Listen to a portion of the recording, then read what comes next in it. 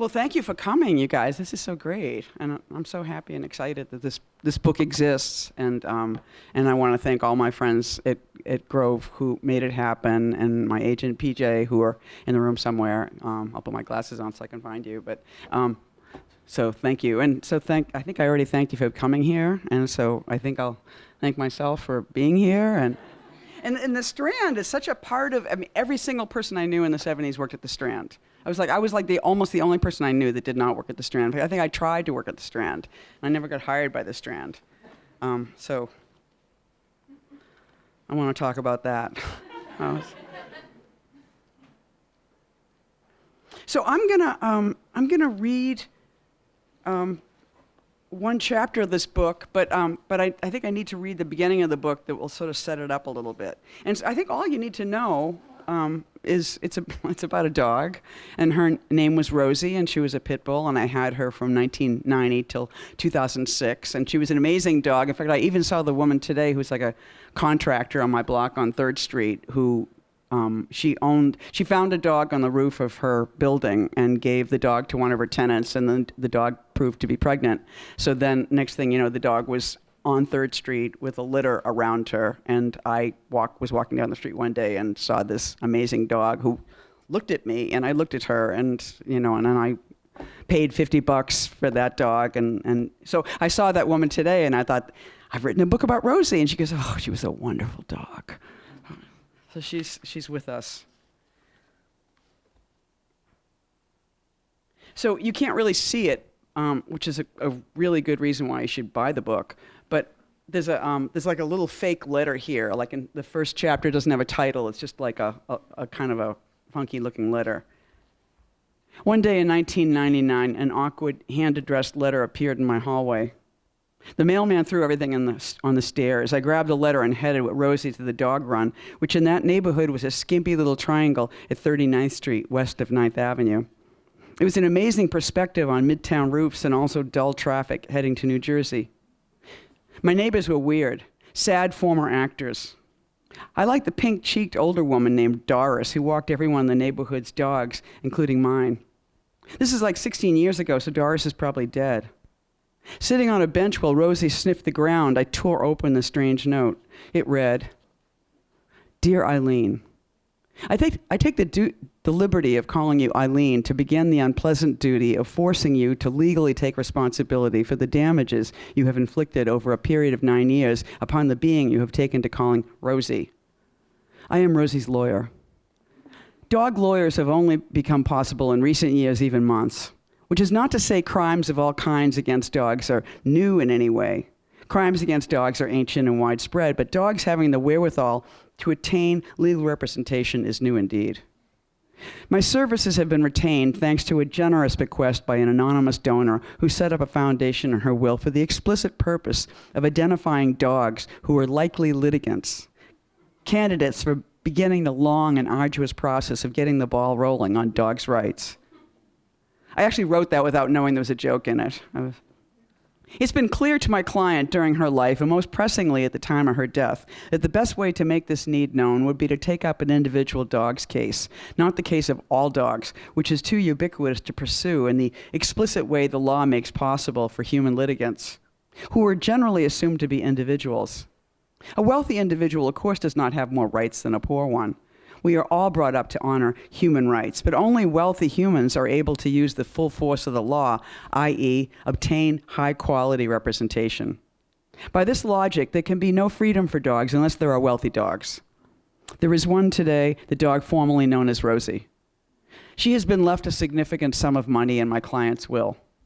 She may spend it as she pleases with the single stipulation that she obtain counsel and press charges against her owner for a variety of abuses and crimes against dog kind.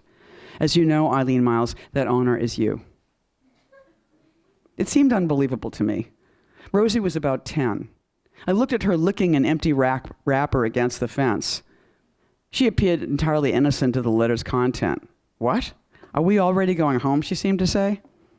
Okay, I don't think she knows anything about this. I popped the leash back on and walked home, planning my day. The loft we lived in was right across from Port Authority. Day and night, I watched the lights of buses sail in and out of the building. I thought about the letter from time to time. I mean, for years. I showed it to people. They laughed and smiled. Could Rosie and my entire relationship be framed as blame? I did force her to have sex with Buster that one time. No, twice. Could I write a book about that? I've never been an idea writer. I have like a spurt and then I go do something else. But this would be her book. A dog book is a great idea.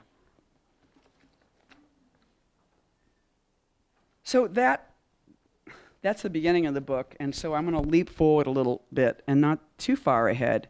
And I guess I'm a little inclined to say something about, I just see so many people I know. This is incredible. Hi, John. I want to say a little something about the writing in the book, which is to say that I did write that scrap from the letter from Rosie's lawyer, like in 1999. And then I just was weird. I thought, what do I do with this? And I showed it to people. I mean, it's literally true. And then the book didn't even begin for another, another 7 years. And the book began literally when Rosie was dying. So part of the whole, it took 10 years, and part of the process of the book coming into existence was making all the parts meet and kind of have a relationship, which I kept. So I would get an idea, like my dad. When I was a kid, I had a great connection with my father, who died young, and I was young. And so when I first got Rosie, I looked into her eyes and I thought, oh my God, it's my dad. And I felt that that it was him, and he had come back to hang out with me, and it felt good. And I had that idea for the 16 years of her life. So I wrote a piece that says my father came again as a dog, and it's explaining the whole operation of how this actually happens. And so I went to McDowell and I read that piece, and then people at McDowell were like, so is Rosie going to talk? And I was just like, that's so McDowell. It's such a McDowell question. I was just full of scorn at this question, And then I thought, but it's just like this, I feel like this is totally how, for me at least, I'm very reactive. And so somebody asks a stupid question, and then I think, well, how could that come about? And so I was like, under what circumstances would Rosie talk? And then I realized that I still had my childhood puppets that I had made in after-school programs when I was like 8 and 9. And I've been thinking about what to do with these puppets and what to make of them. And I thought, well, if the puppets had a talk show and invited Rosie to be their guest, then what else would she do? Of course she would talk. And so this chapter is called The Puppets Talk Show.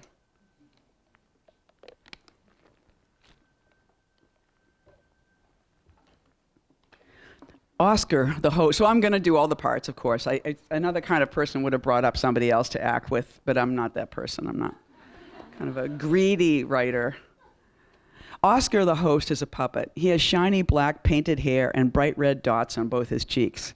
He's wearing a pair of blue overalls with very baggy suspenders and a blue and yellow striped shirt.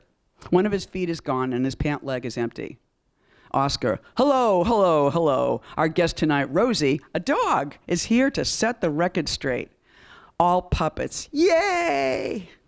Oscar, yes, Rosie is our guest. Thank you for coming, Rose. Rosie nods.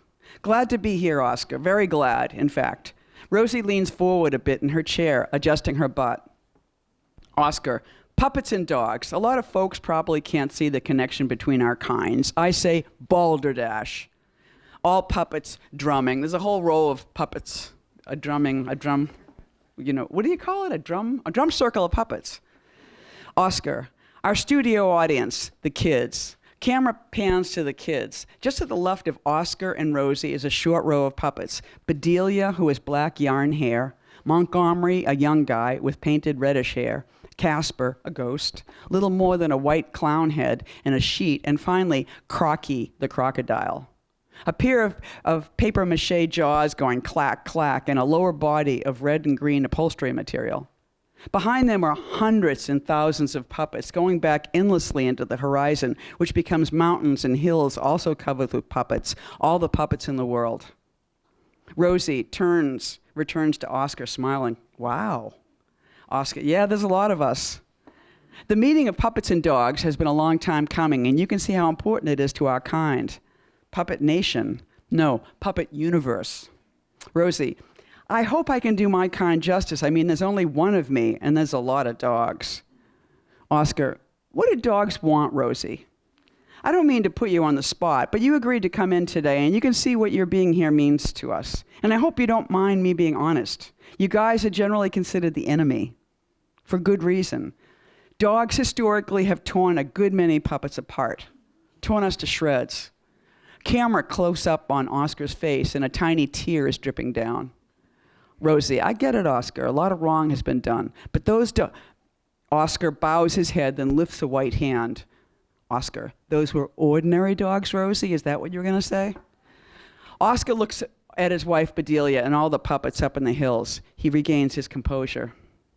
Rosie, I think I would feel more comfortable on the floor. Hops down and plants her head on her paws, looking innocent. Oscar, forget it. You came here to talk with us, and it's time to move on. Dogs are pawns and puppets are pawns. Let's face it, puppets are puppets. People put their hands inside us. They enter our heads and our bodies and make us say things whether we believe them or not. Rosie, over her shoulder. People have put us on leashes. People feed us on the floor. They put us to sleep. People put us down. Oscar, right, and that doesn't happen to us. But now that you're animated, we've got a lot more in common. All it takes to see things fresh is the right opportunity, a good invite. Oscar looks around proudly to be on our show. Rosie hops back on chair. And how many dogs get this, Oscar? How many dogs are called? I'm grateful I was called. I always was. I guess that's why I'm here. Oscar, what was it like? Rosie, what was what like? Oscar, I don't know how to put it. The fame? I mean, you're definitely getting famous right now. You've been written about, like Lady Di. You're basically being deified. Flips through the pages of the galley, nodding, as well as defiled.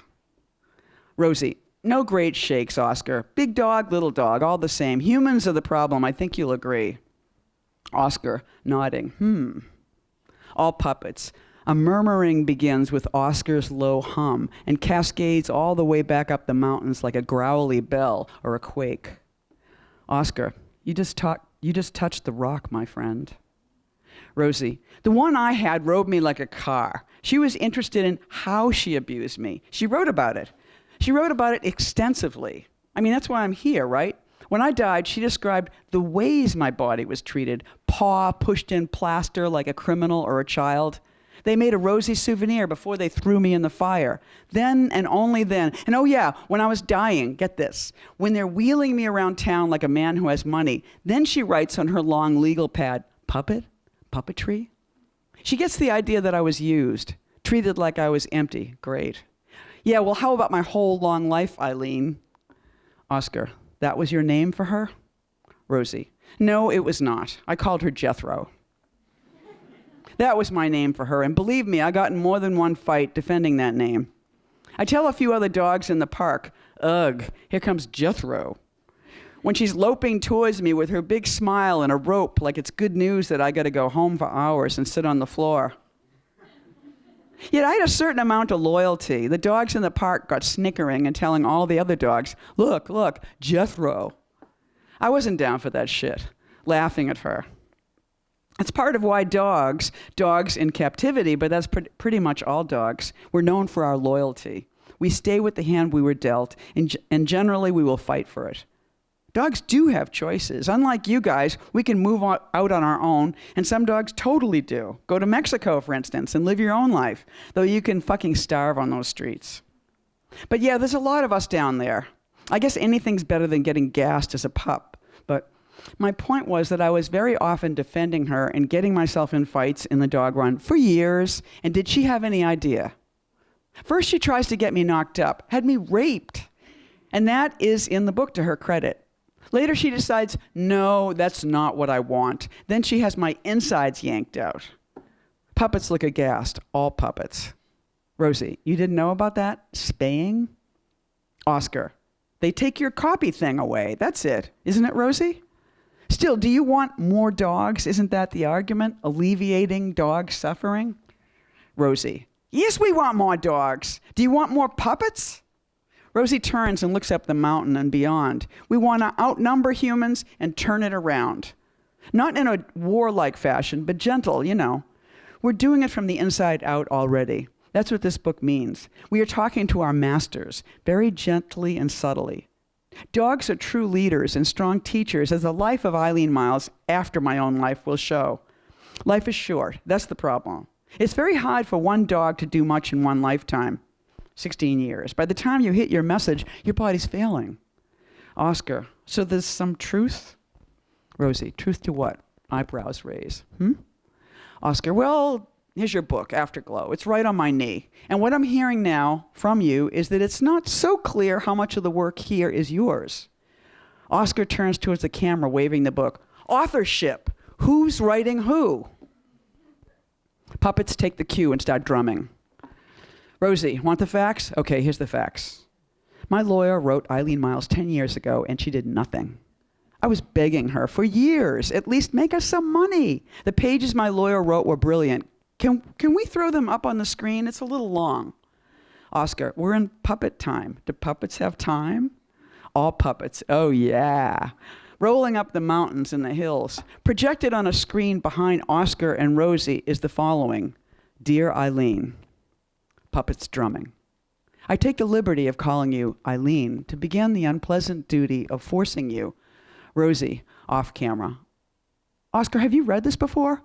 Oscar, letter or the book? Rosie, any of it. Oscar, I read the whole book. Nothing gets on the show I don't approve of. Rosie, okay, so I totally wrote the letter. Oscar, what are you saying? Rosie, there's no lawyer. There's no money. I never said it because it just kind of confuses things. I put it in her head. It's what we always did. She feels she wrote it. Oscar, God, there's some legal issues in this. She must, hold on, foundation in their will for, Oscar, we've got plenty of time. She must know. Rosie, she knows. You know how humans are, particularly this one, vague. The stuff early on about the hand-addressed letter is fiction, just covering her ass. I don't know, maybe she's trying to give credit to the post office. But leans forward. I sent her something else, a dream. It's short. Can I send it to your phone? Oscar, now? Awkwardly pulls out his large phone out of his overall pocket. Eileen's dream. At the party, I was talking to Peggy. Oscar, Peggy the dog? The one in Ireland? Rosie, no, that's later. It's Awish, the filmmaker. I was talking to Peggy, and she asked me how I'd been. You know, it's very lonely in California, but I'm doing what New Yorkers do out there. I'm working on myself. I mean, there's no people. There's people, but you don't see them. Everyone's in their houses. So you can't help seeing yourself. I went there with a girlfriend, you know, in less than a year. She's up in LA fucking around. I wind up in a very large bed, a California king, they call it. Rosie looks down at her own phone, smiling. I love that bed. Did you get to that part? Oscar, yeah, let me check on. The explicit purpose of identifying dogs who were likely litigants, candidates for beginning the long and arduous process of getting the ball rolling on dogs' rights. It's been clear to my client during her life. Oscar, we're still okay. Eileen continued. One night, as I was falling asleep, which had been very fitful that winter, trying to get myself adjusted to sleeping alone in a giant bed inside an empty house, I began seeing a slow, fading slideshow of the faces of all the women I had ever been involved with. Each of them was looking at me with love in their faces, and as I laid there in my giant bed, I found it hard to believe that that had been my life, that anyone had ever looked at me that way. It was a painful, lonely feeling, and then I fell asleep. I woke up anxiously in the blue of morning. I looked out the window at the eucalyptus trees and felt a stab of anxiety and realized I must get up.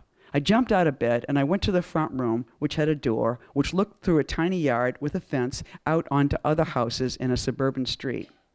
At that moment, a light went on in the house across the street. It was the house of a large, depressed lesbian named Junie, who I had determined wanted me by the way she had impulsively grabbed me once at a meeting. Oh God, Junie's gonna be awake now, I thought, as if by standing there looking out the street, I was responsible. I stood in my doorway taking all of it in when suddenly I saw myself standing there looking out as a toy, a wooden puppet with a pointed nose, nodding benignly, smiling and looking out. Oscar lifts his head smiling. That's very sweet. Rosie, I'm glad you think so. Humans will think it's creepy. Oscar, humans never like thinking of themselves as puppets. puts white-gloved hand on Rosie's paw. Your secret is safe with me. I think we're going live right now. There is one today, the dog formerly known as Rosie. She has been left a significant sum of money in my client's will. She may spend it as she pleases with the single stipulation that she obtain counsel and press charges against her owner for a variety of abuses and crimes against dog kind. As you know, Eileen Myles, that owner is you. Oscar. Okay, that's the kind of history we like. He rocks a little bit, looking at all the other puppets. Rosie. Powerful document, I agree. And anyone with half a brain would have written a dog's desiderata on behalf of us, or even a serious defense of herself, and would be set. No. Old Jethro shows it around a bit like, look at the brilliant piece of writing I don't know what to do with, and whoosh, slides the letter into her files. Maybe she publishes it in a student magazine. Years pass. I listen to her whining and huffing. What's wrong with my life? Why can't anyone see I'm a genius? On and on. She took me to nature, to the sea, to the forest. She did her best when it coincided with what she considered her career. Puppets, what's that? Rosie, they put their hands inside of you, don't they? Same idea. Using whatever they've chosen, law, sex, poetry, whatever they choose, they try to do that to the world. Animate it. Put their hands inside the thing and shake it at the world, wanting everyone to go, whoa. That's pretty much how I understand a human career, and we are feathering their beds. So yes, I taught her to write. I showed her the way. Work changes in 1990 when I came on the scene. Check it out. She admits it, but people think she's being poetic, humble, theoretical.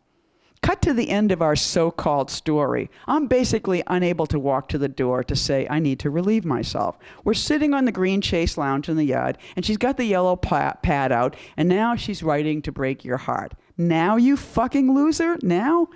Yes, now. The book is here, our book, and yes, I have helped mightily. Just as I wrote virtually every poem by Eileen Myles from 1990 to 2006, and she wrote nothing in the intervening months. No, years.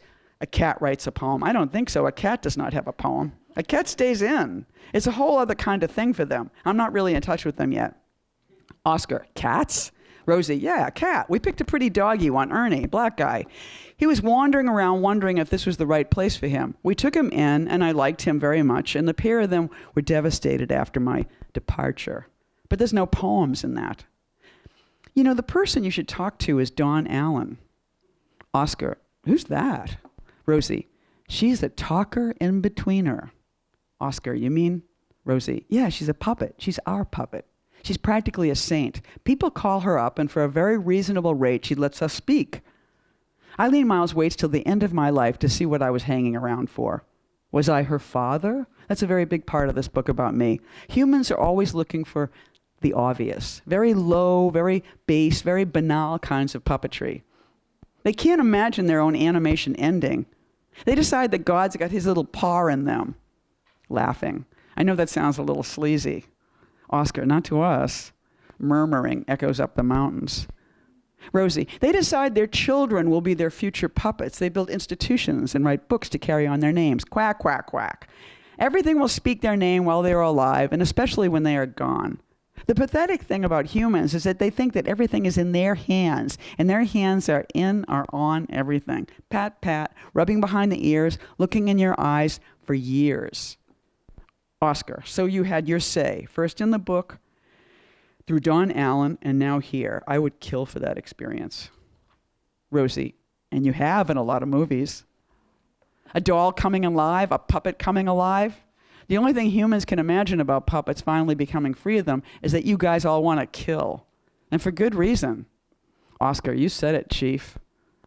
Rosie, I told Dawn Allen what I loved. The grass in our yard, the sun on my fur. Jethro was thinking about moving again, and in this conversation, I let him know very clearly that for me it wouldn't be so good. Dawn asked if I would come along, and I used some language that anyone who came from the Myles family should have known meant no. We'll cross that bridge when we come to it. It was a joke. I was talking like Eileen Myles' mother, so she would know in the deepest possible way what was going on. Oscar, and did she take the hint? What did she do? Rosie, moved to Los Angeles, of course. She wound up sitting in an apartment in Koreatown writing my will. Thank you. Same old story. Most poets, most humans, for my money, if they have anything going on at all, will still prefer singing about it over truly being. I guess it was the best she could do. Poor old Jethro. First she killed her father, then she killed the family parakeet, and then she killed me. Oscar, chilling. Does she know? Rosie, she's about to find out. We've written a book, this very sad book about trying to listen. A dog, even or especially when our hearing's gone, we know what everything means, that the universe is deep, that it's not about what's inside of you. The inside is empty, all puppets nodding. It's the layered story that is true. That's what everything means to me. The world is waiting. It wants very much to tell you its facts. It wants to be seen. Once you touch everything and touch it well, then you can let go and go home. Puppets, you mean? Rosie. Then you can sink into the pond and know everything. There's no God. There's no dog. Just water. Everything is water. On and on. Oscar. Ha! I think that is a very nice place to close. Thank you.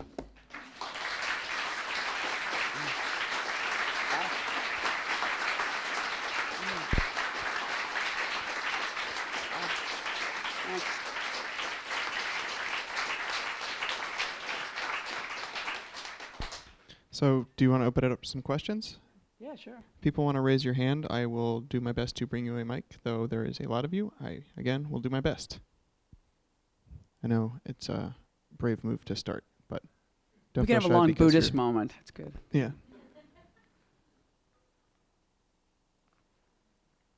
I know you got them.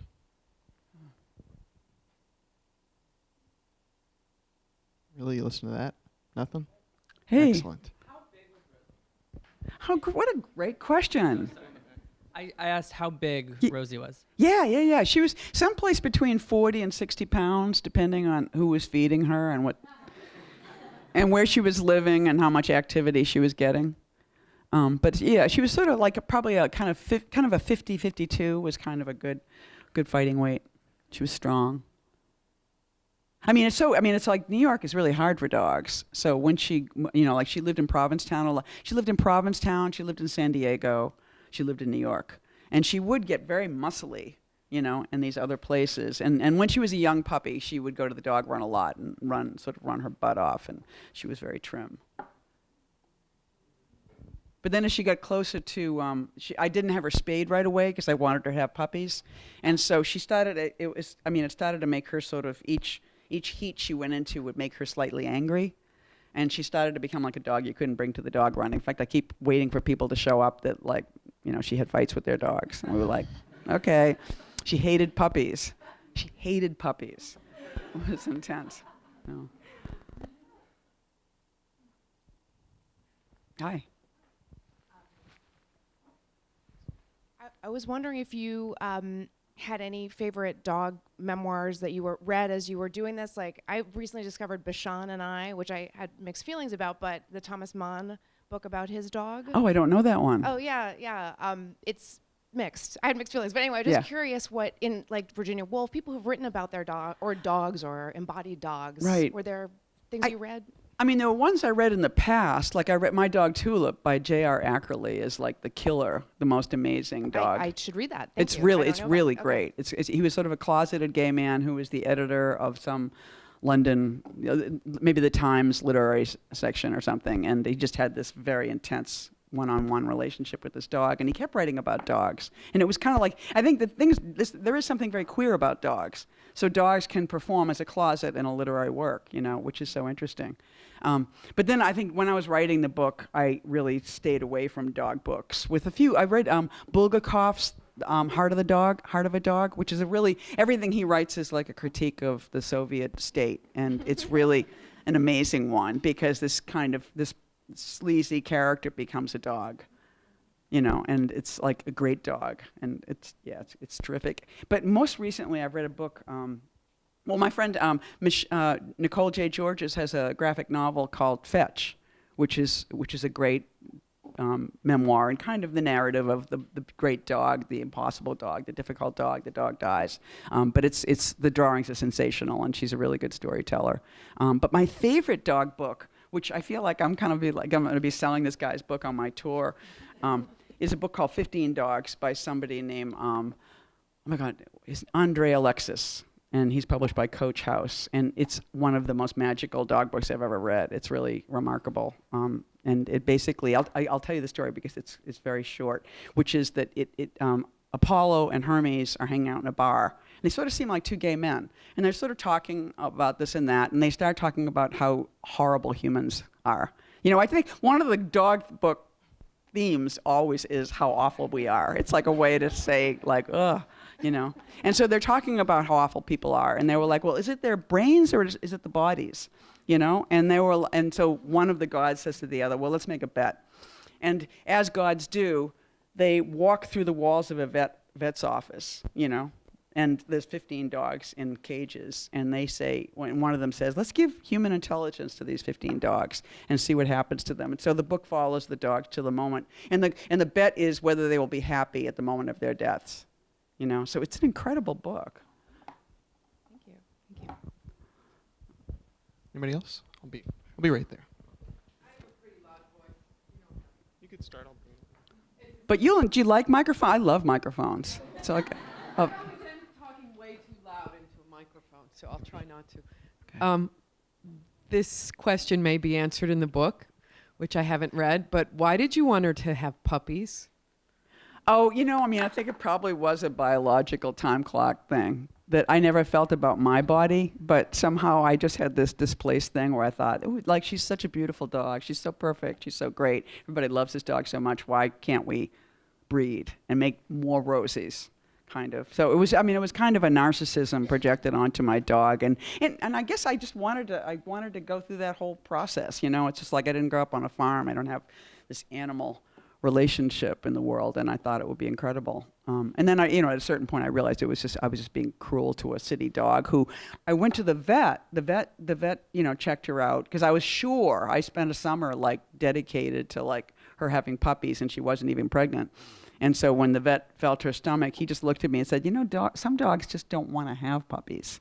I was like, oh yeah, okay, this is like the two of us, you know.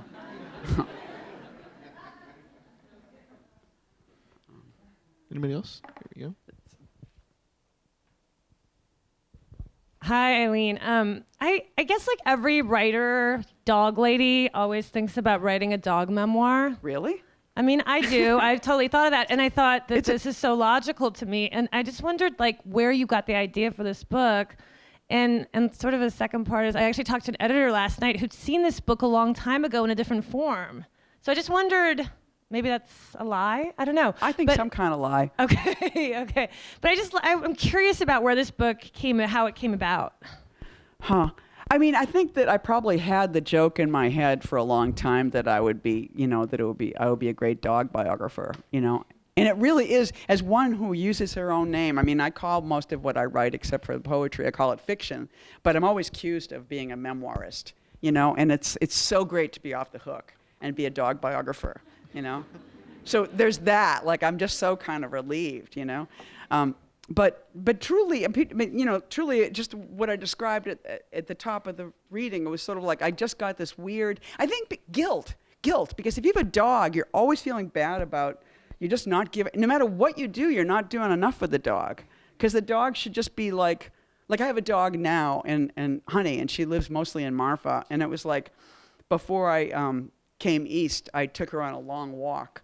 And, there was ranch land on both sides, and she's pulling, and I had been really working a lot lately and not giving her great. So I let her go, and she was gone for 4 days. She just was out there herding cattle.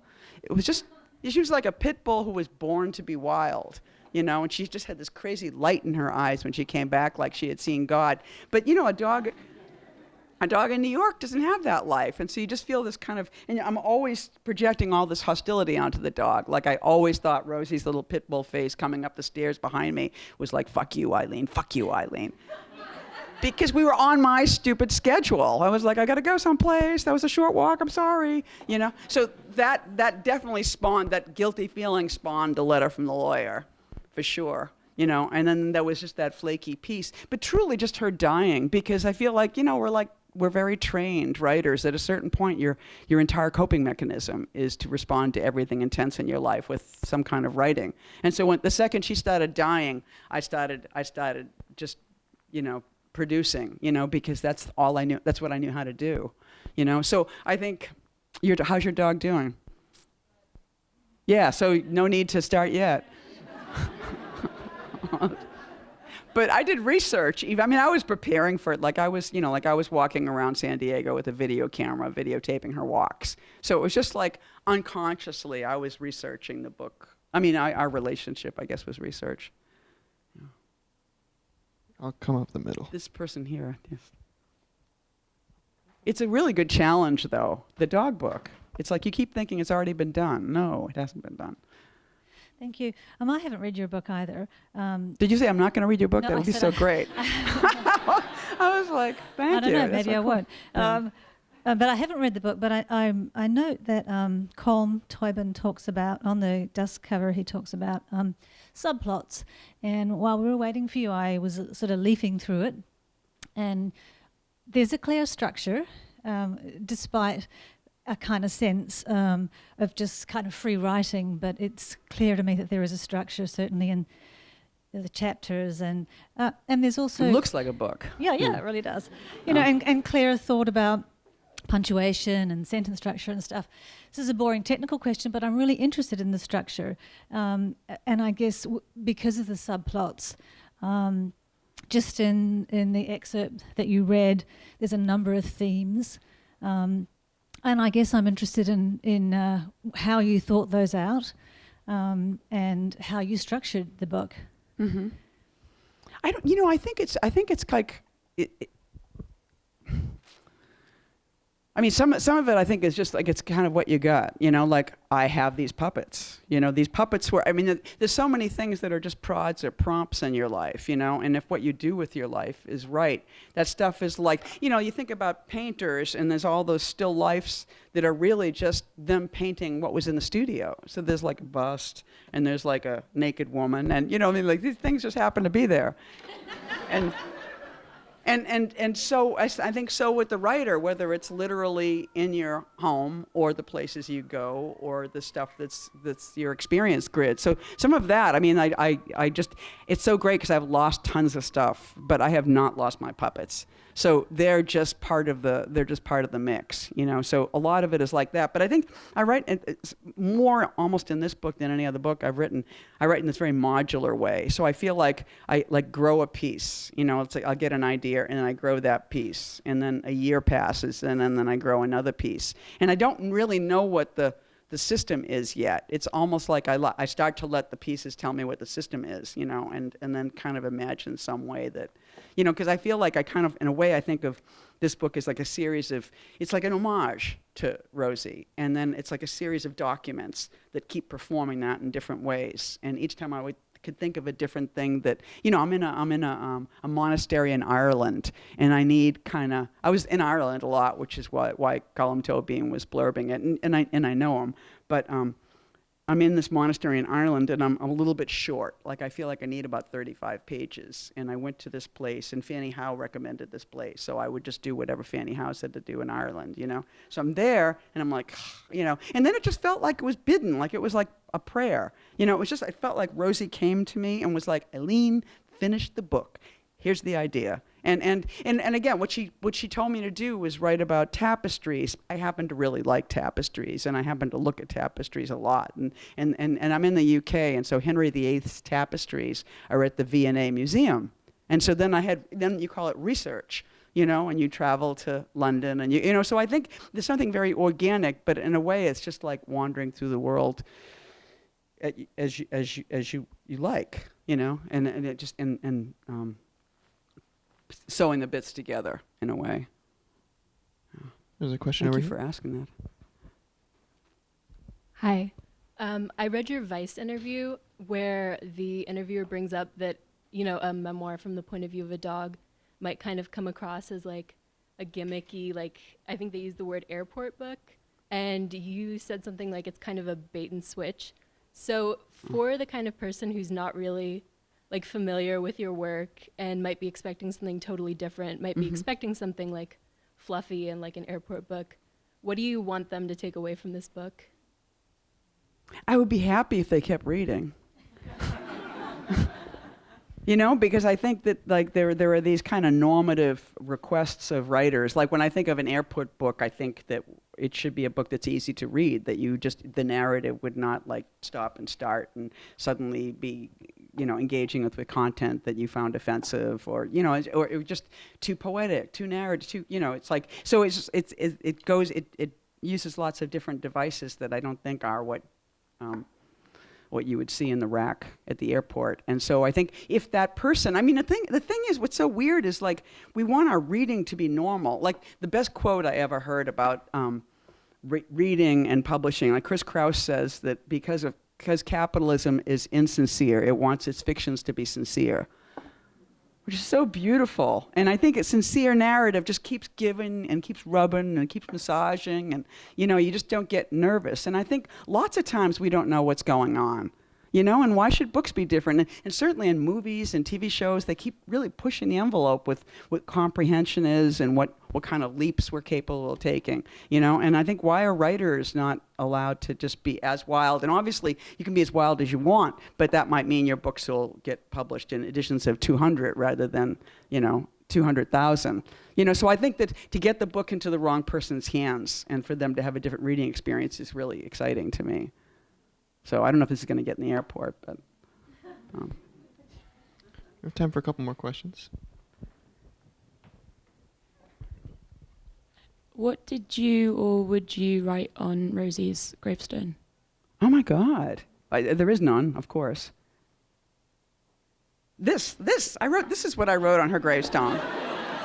It's quite long. Yeah, because she's buried in water. I brought her to her favorite walk and threw her ashes there. So she's floating in the Atlantic Ocean right now. There was no there to write on. Yeah. Is there a question over here? I missed one. After so embodying Rosie's mind, has that changed your relationship with your current dog? Dogs are like books or like relationships. Everyone is radically different. And I think that's the hard part is accepting that. Like you keep, at first I was waiting for Honey to be Rosie, and then I'm like, she's really Honey. She's really not Rosie. And there's an easy divider for me. I always think of there's dogs that are human dogs and there are animal dogs. And that might be a little glib. There's probably a lot of other categories too. But Honey's really an animal, And Rosie felt very human. Like people would, I would walk down the street with Rosie and she would look at people and people would just go, look at that dog. And I think it was her eyes. She just looked at you like, oh my God. And people felt seen, and Honey is just on a whole other trip, And it's really fun. It's sort of ecstatic. She's just all animal. She's all wild. She's all nature. She's all like, there's a horse. I'm going to stand under that horse and tremble. I was like, what is this? This is like an astronaut, this dog, So she just tells me how to be. I just have to catch what's happening, I think. This person here had it's two questions here. Do we have time? Okay. Hi, Eileen. Hi, Anna. I remember you in Moscow walking into the house of this English woman that had a dog and a cat, remember? And this dog was this muscular guy who started jumping and you immediately fell in love. He was like kissing you and biting you and dancing, and the cat was sitting on the desk looking with total disapproval. He was very disappointed. Right. And I'm wondering, do you have any other animals in the book and how they feel about Rosie? Well, there's a cat. There's a kind of the cat doesn't get that much play. And there are like dogs. Like I had a dog when I was 9 years old that was given to me and was taken away like in 24 hours. It was just devastating. So there's that dog. There's other dogs who made brief cameo appearances in my life, and then there's this cat, Ernie, who was kind of, we had this kind of widowhood when Rosie was gone. The two, we were like these two dudes, kind of like, we lost her, But a cat's it's a whole other thing, as we know. There are a couple questions over on this side. Yeah. I was wondering if Rosie's death ignited in you a part of you that you didn't know before. Do you mean when she actually was dead or where she was dying? I mean, both. Maybe Yeah. after her death, or even like when she was dying. I mean, the dying was incredible. The dying was, I had no idea that I could be so kind of, I don't know, just kind of subsumed into something and and caring. It was just like, it was like an amazingly great experience. Like I knew where I was, I knew what I was doing, I knew what my purpose was. It was really sublime.